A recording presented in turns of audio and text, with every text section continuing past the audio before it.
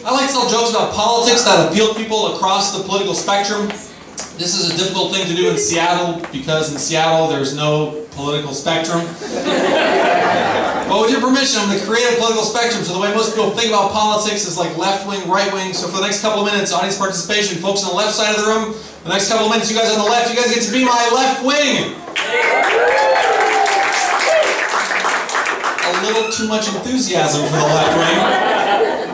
Now you folks over here on the right side, you guys come through for me. You guys over here, you guys are my right wing. That was okay, but when I did this in Texas last month, they started chanting USA. I want you to have three. You guys are my right wing. USA! USA! USA! Excellent. Great work, right wing. You folks over here on the left, you guys were perfect also. No, because while the right wing was chanting USA, you were just sitting there looking befuddled and vaguely unpatriotic. Now that's how most people think about the political spectrum as left wing, right wing, but that actually leaves out the most important part of the political spectrum. The left wing is actually over here, and the right wing is over here, and all you folks over here are the most important part of the political spectrum. You all are my swing voters. Okay? A couple of very important things about swing voters. First of all, almost everybody is a swing voter. Okay, if you're not a communist or a fascist, you are probably a swing voter. And if you do not know the difference between a communist and a fascist, then you are definitely a swing voter. Now your job, swing voter, is extremely important. Your job is to pay absolutely no attention whatsoever. And then every 4 years you determine the fate of the free world. Now, I know that sounds like a big responsibility, okay, but trust me, don't give it a second thought. And that's really how the political spectrum breaks down. You've got the left wing, spineless. The right wing, heartless. The center, clueless. Clueless and apathetic. You're so clueless, you don't know what apathetic means. You're so apathetic, you can't be bothered to look it up.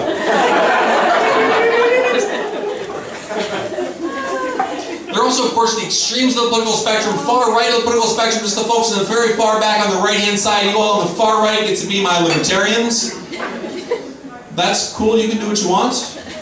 Okay. Far left of the political spectrum, very far back on the left side. You all on the far left get to be my libertarians. I'm seeing confused looks from the swing voters.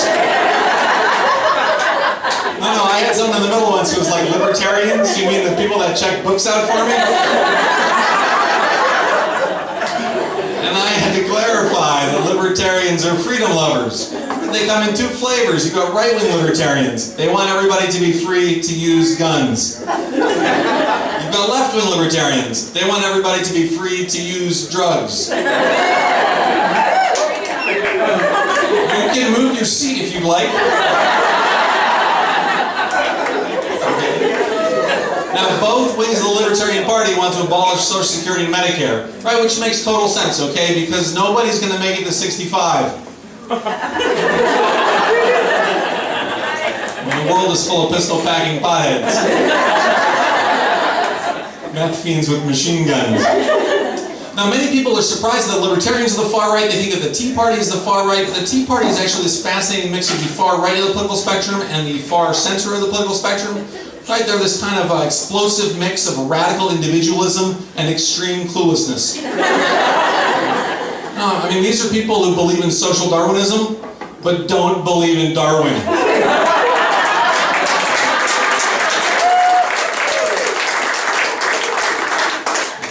I've been thinking a lot about politics lately because I'm heading to China for the rest of this year, and like I have this hope that I go to China and the Chinese people are going to be like, tell me about democracy. And my fear is that I go to China and the Chinese people are going to be like, what's up with your budget deficit? And I'm going to say, let me tell you about democracy. I mean, it's almost like the left wing blames the right wing blames the left, but I blame the center. You guys are supposed to be the idiot savants of democracy. But when it comes to economic matters, it turns out that you're just idiots. We don't have a budget deficit because the left wing believes in mandates or because the right wing believes in markets. We have a budget deficit because the middle believes in magic. I mean, every time a left-wing politician is like, hey, I've got a great idea for a road or a school or a bridge, swing voters are like, yeah, let's do that. So every time a right-wing politician says we should cut taxes, swing voters are like, yeah, let's do that. And then it turns out we have a budget deficit, and of course you blame the politicians. Right? This is like going to the doctor's office for your annual checkup, and the doctor tells you you've been putting on weight, and the left side of your brain is like, hey, I guess I better exercise more. And the right side of your brain says, I guess I better stop eating so many donuts. And the middle part of your brain says, I guess I better get a new doctor.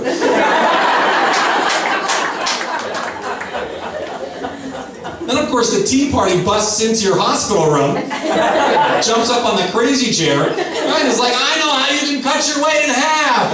Right? You don't need to exercise more. Right? And you're like, how did you even, like, what gives you the right to interrupt my doctor's appointment? And they're like, the First Amendment. And you're like, how did you even get past hospital security? Right? The Second Amendment. All right, smarty pants, what's the Third Amendment? I don't know. Right? Well, I know you can cut your weight in half. Right? You don't need to exercise more. You don't need to stop eating donuts. You just need to use the metric system.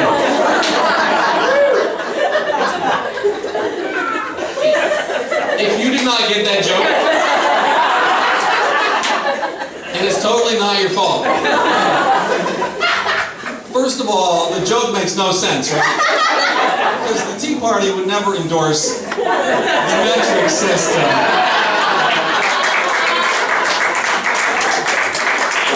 I mean, the metric system was invented in France. Secondly, in order to understand the joke, right, you have to know that like 300 pounds is only 150 kilos, right, which means that the joke pretty much only works for scientists, Canadians, and drug dealers.